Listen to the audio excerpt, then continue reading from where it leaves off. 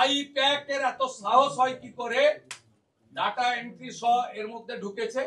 এর আমরা independent agency দিয়ে তদন্ত চাই। বাইরের রাজ্যের আইপিএস অফিসার কে আনুন, সিবিআই কে আনুন, জুডিশিয়াল কে রিকোয়েস্ট করুন, আপনি এটা টেক আপ করুন কেন আইপ্যাক এন্ট্রিতে ঢুকবে। আপনারা বুঝতে পারছেন যে আপনাদের করা হুঙ্কার, আপনাদের এসআইআর নিয়ে বড় বড় কথা, এগুলো সব বুমেরাং হচ্ছে। এখন আপনারা এই উল্টো গাওনা, নাচতে না জানলে উঠোন বাঁকা। আপনাদের জাতীয় নির্বাচন কমিশন, আপনারা বলেছিলেন এসআইআর চাই, তো মঙ্গল গ্রহ থেকে লোকের এসআইআর করতেন নাকি মশাই? নাকি আপনি রাষ্ট্রসংঘ থেকে বাহিনী এনে করতেন? আপনাদের লোক এসআইআর করেছে। আমরা অবজেকশন দিয়েছি যে অন্য রাজ্যের ভোটার একটা সময় কেন এই রাজ্যে কপি পেস্ট হচ্ছে। মমতা ব্যানার্জি আপত্তি করেছেন, তৃণমূল কংগ্রেস আপত্তি করেছে।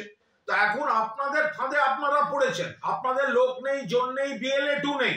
এখন যেগুলো বলছেন এগুলো অধিকাংশ কাল্পনিক, ভিত্তিহীন, এবং এই আপনাদের সংগঠন নেই, নেতৃত্বের যোগ্যতা নেই, সেগুলোকে ধামাচাপা দেওয়ার জন্য নাচতে না জানলে উঠোন পাক। ফলো করুন সংবাদ প্রতিদিন ডিজিটাল।